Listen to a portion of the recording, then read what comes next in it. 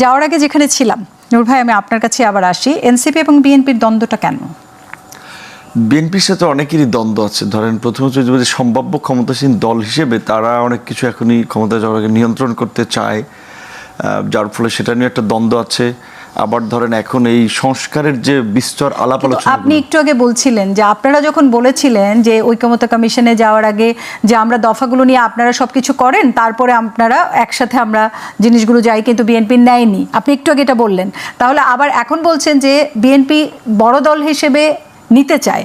আমি ঠিক বুঝলাম না এই জায়গাটা।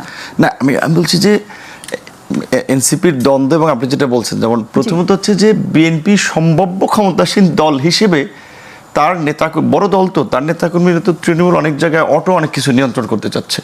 সেটা অন্যদের সাথে একটা কনফ্লিক্ট হচ্ছে, যেটা স্বার্থের কারণে বলতে পারেন।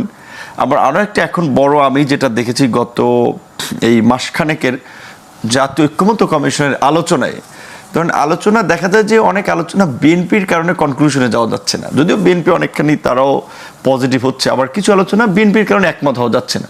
সুতরাং ওইখান তো সবাই বিএনপিকে ট্রিগার করবে। যেমন ধরেন আমরা এই বাইক্যামেরাল পার্লামেন্ট বা দ্বিকক্ষ বিশিষ্ট সংসদের কথা বলছি, এটা কিন্তু বিএনপির চেয়ারপারসন জনাব আপনার ম্যাডাম খালেদা জিয়া, ওনারই কিন্তু আপনার 31 দফা এবং উনি যে জেলে যাওয়ার আগে আপনার একটা রূপরেখা দিয়েছিল রাষ্ট্র সংস্কারের, এবং সম্ভবত 16 সালে, অনেক আগে আপনারা বলছেন বাইক্যামেরাল পার্লামেন্টের কথা, তাহলে এটা বিএনপি 16 সালে বলছে, আমরা ধরেন এখন বলছি, তাহলে এটা বিএনপির মতামত থাকা উচিত। এখন আমাদের আলোচনা যেটা আমরা বলছি কি, যে উচ্চ কক্ষে 100 সিট হবে, এই যে অন্তত প্রত্যেক দলের যেন প্রতিনিধিত্ব থাকে, সেটা প্রাপ্ত ভোটের সবার সাথে, কিন্তু একদম ডাইরেক্ট দ্বন্দ্বটা এনসিপির সাথে কেন? না, এনসিপির সাথে ওই রকমের তো, এনসিপির সাথে বিএনপির কোথাও মারামারি হয়েছে?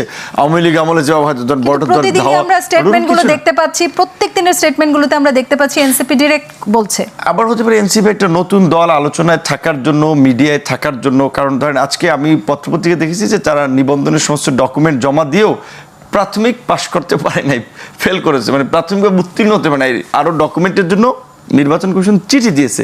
তাহলে এখন সেই দল নিয়ে সবাই, আপনি বলছেন যে বিএনপির প্রধান অপোনেন্ট তারা, প্রকৃত অর্থে এখন যদি আপনি ভোটের পলিটিক্স বা অন্য দিক থেকে চিন্তা করেন, তারা না, এখন তারা কৌশলগত একটা নতুন দল আলোচনা থাকার জন্য কিছু বলতে পারে। তবে কিছু জায়গায় আমি বলছি যে শুধু এনসিপি না, আমরাও মিডিয়াতে বা বিভিন্নভাবেই বিএনপির ওই বিষয়টা নিয়ে আমরাও বলছি যে তাদের কিছু নেতাকর্মীর কর্মকাণ্ড নিয়ে এবং এই সংস্কার প্রশ্নে, যে আমি মনে করি এই যে সংস্কারের প্রশ্ন আলোচনাগুলো দীর্ঘায়িত হচ্ছে, এটা বিএনপি চাইলে কিন্তু এই আলোচনাটাকে সংক্ষিপ্ত করা যায়। যেমন আমরা বলছি যে ওই প্রপোর্শনেট রিপ্রেজেন্টেটিভ উচ্চ কক্ষে, এটাতে বিএনপি একমত না, আর মোটামুটি সব দল একমত।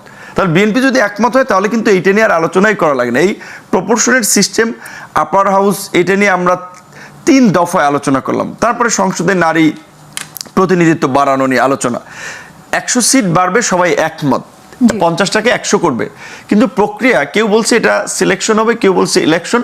তার মধ্যে এখানে বিএনপি একটা বড় দল হিসেবে তাদের ভূমিকাকে কমিশন গুরুত্ব দিচ্ছে, যার ফলে বলেছেন যে এটা নিয়ে অবশ্যই এটার একটা মানে আলোচনা আসবে এবং সবাই একটা মতৈক্যে আসবে। আমি একটু রুমিন ফারহানা আপনার কাছে আসতে চাই।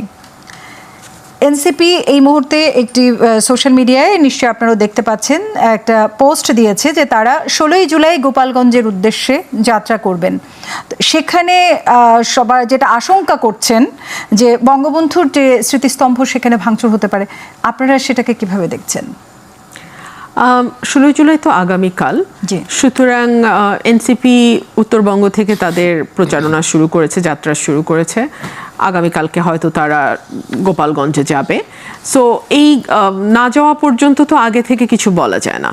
তবে গত কয়েক মাসে আমরা ধারাবাহিকভাবে ভাঙচুর হতে দেখেছি। আমরা ধারাবাহিকভাবে শুধু যে আওয়ামী লীগের স্থাপনা বা আওয়ামী লীগের প্রতিষ্ঠাতার স্থাপনা ভাঙচুর হয়েছে তাই নয়, আমরা বরং দেখেছি মুক্তিযুদ্ধের স্মৃতিফলক, মুক্তিযুদ্ধের ভাস্কর্য, এগুলোও কিন্তু ভাঙা হয়েছে। গ্রাফিতি মুছে ফেলবার চেষ্টা হয়েছে দেয়াল থেকে।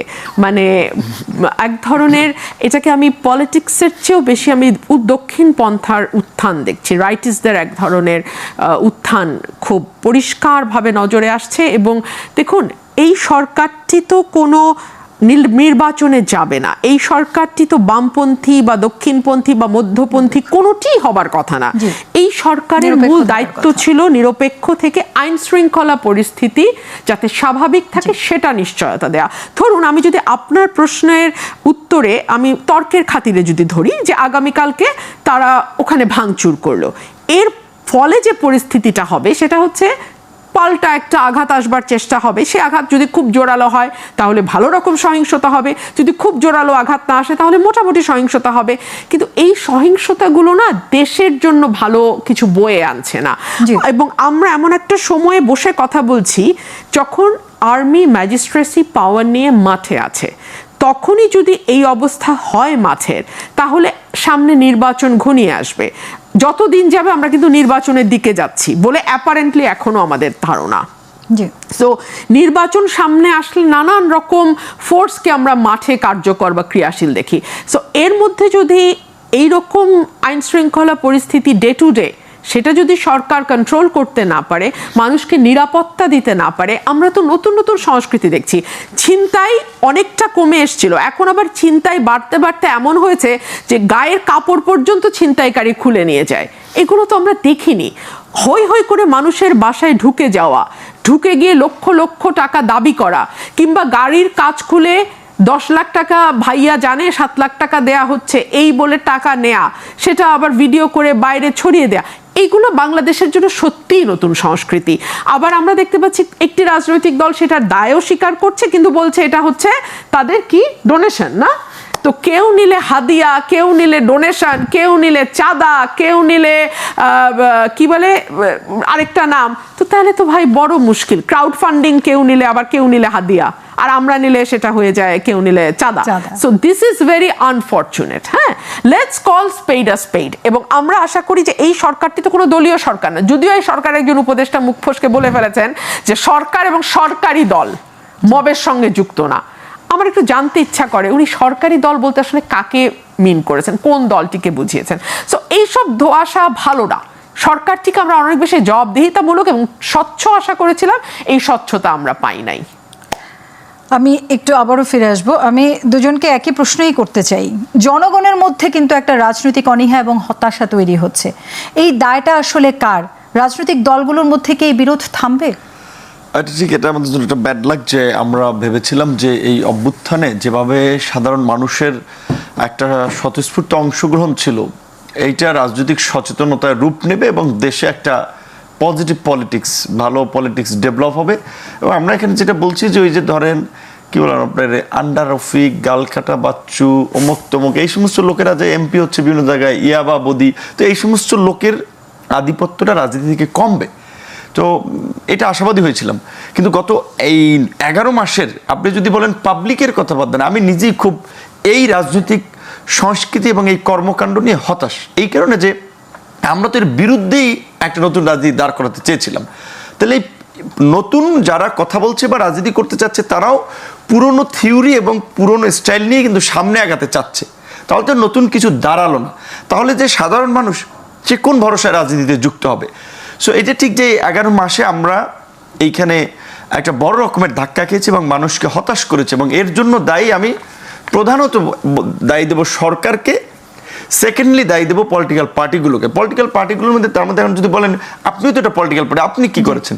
আমার চেয়ে যেটা বলে গায়ে গোতাটা হাতির মতো দল যারা, বিশেষ করে ধরেন বিএনপির মতো, জামাতের মতো, তাদের দায় বেশি। কারণ আমার চেয়ে তাদের একেবারেই ওই আপনার একেবারে প্রান্তিক লেভেল পর্যন্ত সংগঠন আছে। সুতরাং তারা যদি একটা পজিটিভ ভাইব সমাজে ছড়াতে পারতো, মানুষ কিন্তু রাজনীতিতে এনগেজ হতো। এখন প্রকৃত অর্থে গত 11 মাসে রাজনীতিটা যেই জায়গায় এসে দাঁড়িয়েছে ওই আগের পুরনো জায়গায়। আমি একই প্রশ্ন নিয়ে রুমিন ফারহানা আপনার কাছে আসবো, কিন্তু আপনার কাছে আমি জানতে চাইবো এই যে নির্বাচনকে সামনে রেখে এই বিরোধিতাকে আরো বাড়তে পারে বলে মনে হচ্ছে? নির্বাচনকে সামনে রেখে বিরোধিতা বাড়বে, এবং নির্বাচনকে সামনে রেখে যেটা আমরা শঙ্কিত, political party, largest political party এবং একজন নারী ভোকাল কর্মী হিসেবে, আপনি নিশ্চয়ই লক্ষ্য করেছেন বিবিসি একটা রিপোর্ট দিয়েছে, আমাদের এআই জেনারেটেড ভিডিও ছড়িয়ে যাচ্ছে, অমুক মার্কায় ভোট দিন, বাস মার্কায় ভোট দিন, পাতা মার্কায়, মানে তারা দেখিয়েছে আর কি যে, এবং দেখা যাচ্ছে যে 1.5 থেকে 2 মিনিটের মধ্যে এরকম একটা ভিডিও ক্লিপ তৈরি করে ফেলা যায়। এবং আমাদের গ্রামের মানুষ যারা তথ্য প্রযুক্তির সঙ্গে কোনোভাবেই যুক্ত নন, তারা কিন্তু বুঝতেই পারবেন না যে ইলেকশন সামনে আসার সঙ্গে সঙ্গে তাদেরকে কতভাবে বিভ্রান্ত করা হচ্ছে। আমরা দেখতে পাচ্ছি বিএনপির বিরুদ্ধে একটা সিনক্রোনাইজড প্রোপাগান্ডা চালানো হচ্ছে, বিশেষ করে জামাত এবং এনসিপির তরফ থেকে। এই সিনক্রোনাইজড প্রোপাগান্ডা আরও যত ইলেকশন ঘনিয়ে আসবে আরও বেশি কদর্য, আরও বেশি সহিংস, আরও বেশি ভয়ানক হতে পারে। এটা খুব অবাক হবার কিছু থাকবে না। এবং আমাদের যেহেতু বেশিরভাগ ভোটার গ্রামে থাকেন, যারা অত কিছু ভালো মতো বোঝেনও না, ওনাদেরকে আসলে এই ব্যাপারগুলোতে সচেতন করা, এই ব্যাপারগুলোতে তাদেরকে মানে বোঝানো, সেটা আমাদের জন্য একটা বড় চ্যালেঞ্জ হয়ে দাঁড়াবে। রুমিন ফারহানা এবং নূর ভাই, আপনাদের দুজনকে অসংখ্য ধন্যবাদ। এবং অবশ্যই আমাদেরও আশা থাকবে যে জনগণ মানে এই ধরনের রাজনৈতিক কলহগুলো কমে যাবে এবং মানুষের আস্থা এবং মানুষের হতাশার জায়গাটা যেন আবার আশায় ফিরে আসে।